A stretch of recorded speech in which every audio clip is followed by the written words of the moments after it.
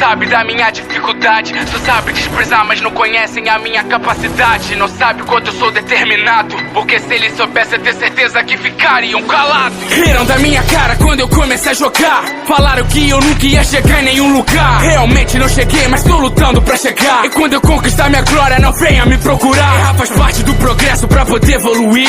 Já errei bastante capa, mas nunca desisti. Eu nem me lembro quantas vezes já troquei de DPI, procurando uma maneira pra poder progredir. Me lembro muito bem que ninguém me dava valor. Geral riu da minha cara quando eu quis ser jogador. Hoje eu taco o terror e sou bastante respeitado, e jogo até com aqueles que zombaram no passado. Só não posso deixar o ego subir pra minha cabeça. Quero que a minha humildade e a mesma se permaneça. Meu sonho é algo sério, nunca foi uma brincadeira. E que um dia eu esteja na Liga Free Fire brasileira. Minha taxa de HS tá seguindo disparada. Segura sua cabeça que lá vem chuva de capa. Sou pré-desconhecido, já ouviu falar de mim? Se não ficar esperto que ainda vai ouvir.